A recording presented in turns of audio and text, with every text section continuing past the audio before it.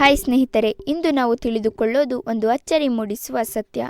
ಮರಗಳು ಹೇಗೆ ಮಾತನಾಡುತ್ತವೆ? ಅವು ಪರಸ್ಪರ ಎಚ್ಚರಿಕೆ ಕೊಡುತ್ತವೆಯೇ? ಒಂದು ಮರ ಇನ್ನೊಂದು ಮರವನ್ನು ರಕ್ಷಿಸಬಹುದೇ? ಈ ವಿಡಿಯೋ ಕೊನೆಯಲ್ಲಿ ನೀವು ಮರಗಳನ್ನು ನೋಡುವ ದೃಷ್ಟಿಯೇ ಬದಲಾಗುತ್ತದೆ. ನೀವು ಒಬ್ಬರೊಂದಿಗೆ ಮಾತನಾಡಲು ಮಾತು ಬೇಕು ಎಂದುಕೊಳ್ಳುತ್ತೀರಾ? ಆದರೆ ಮಾತನಾಡಲಾರದೇ ಇದ್ದರೂ ಮರಗಳು ಪರಸ್ಪರ ಮಾತನಾಡುತ್ತವೆ ಎಂದರೆ ನಂಬ್ತೀರಾ? ಹೌದು, ನಮ್ಮ ಸುತ್ತಲೂ ಇರುವ ಮರಗಳು ನಿಶ್ಶಬ್ದವಾಗಿ ಬಹಳ ಬುದ್ಧಿವಂತವಾಗಿ ಒಬ್ಬರೊಂದಿಗೊಬ್ಬರು ಮಾತನಾಡುತ್ತವೆ. ಇದು ಕಥೆಯಲ್ಲ, ಇದು ವಿಜ್ಞಾನ. ಮರಗಳಿಗೆ ಬಾಯಿ ಇಲ್ಲ, ಆದರೆ ಭಾಷೆ ಇದೆ. ಮರಗಳಿಗೆ ಬಾಯಿ ಇಲ್ಲ, ಕಿವಿಯೂ ಇಲ್ಲ, ಮಾತೂ ಇಲ್ಲ. ಆದರೆ ಅವುಗಳಿಗೆ ಒಂದು ಅದ್ಭುತವಾದ ಭಾಷೆ ಇದೆ. ಆ ಭಾಷೆಯ ಹೆಸರು ರಾಸಾಯನಿಕ ಸಂವಹನ. ಒಂದು ಮರದ ಎಲೆಗಳನ್ನು ಹುಳಗಳು ತಿನ್ನಲು ಶುರು ಮಾಡಿದಾಗ ಆ ಮರ ಏನು ಮಾಡುತ್ತದೆ ಗೊತ್ತಾ? ಅದು ಗಾಳಿಗೆ ವಿಶೇಷ ರಾಸಾಯನಿಕಗಳನ್ನು ಬಿಡುತ್ತದೆ. ಈ ರಾಸಾಯನಿಕಗಳು ಹತ್ತಿರದ ಮರಗಳಿಗೆ ಹೋಗಿ ಹೇಳುತ್ತವೆ, ಎಚ್ಚರಿಕೆ, ಅಪಾಯ ಬರುತ್ತಿದೆ.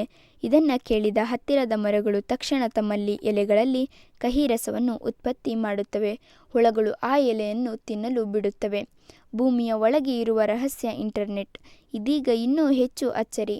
ಮರಗಳು ಕೇವಲ ಗಾಳಿಯ ಮೂಲಕ ಅಲ್ಲ, ಭೂಮಿಯ ಒಳಗೆಯೂ ಮಾತನಾಡುತ್ತವೆ. ಮರಗಳ ಬೇರುಗಳ ಜೊತೆ ಒಂದು ವಿಶೇಷ ಶಿಲೀಂಧ್ರ ಜಾಲ ಇರುತ್ತದೆ. ಇದನ್ನು ವಿಜ್ಞಾನಿಗಳು ವುಡ್ ವೈಡ್ ವೆಬ್ ಅಂತ ಕರೀತಾರೆ.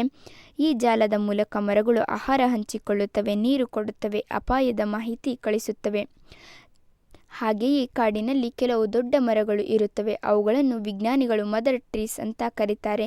ಈ ಮರಗಳು ಚಿಕ್ಕ ಮರಗಳಿಗೆ ಪೋಷಕಾಂಶ ಕೊಡುತ್ತವೆ, ನೆರಳು ನೀಡುತ್ತವೆ, ಬದುಕಲು ಸಹಾಯ ಮಾಡುತ್ತವೆ. ಒಂದು ಚಿಕ್ಕ ಮರ ಸಾಯುವ ಸ್ಥಿತಿಯಲ್ಲಿ ಇದ್ದರೆ ತಾಯಿ ಮರ ತನ್ನ ಆಹಾರವನ್ನು ಕೂಡ ಹಂಚಿಕೊಳ್ಳುತ್ತದೆ.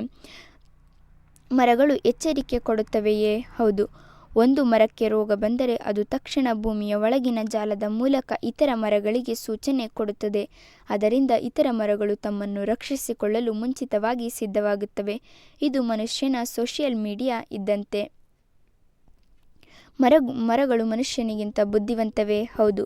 ಮರಗಳು ನಡೆಯಲಾರದೆ, ಮಾತನಾಡಲಾರದೆ, ಅವು ಸಹಾಯ ಮಾಡುತ್ತವೆ, ಹಂಚಿಕೊಳ್ಳುತ್ತವೆ, ಒಬ್ಬರನ್ನೊಬ್ಬರು ರಕ್ಷಿಸುತ್ತವೆ. ನಾವು ಪ್ರಕೃತಿಯಿಂದ ಇನ್ನೂ ಕಲಿಯುವುದು ಬಹಳವಿದೆ.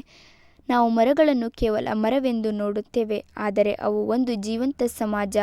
ಮುಂದಿನ ಬಾರಿ ಒಂದು ಮರ ನೋಡಿದಾಗ ನೆನಪಿಡಿ, ಅದು ಒಂಟಿಯಲ್ಲ, ಅದು ಮಾತನಾಡುತ್ತಿದೆ, ಅದು ಕೇಳುತ್ತಿದೆ. ಪ್ರಕೃತಿಯನ್ನು ರಕ್ಷಿಸಿದರೆ ನಾವು ನಮ್ಮನ್ನೇ ರಕ್ಷಿಸುತ್ತೇವೆ.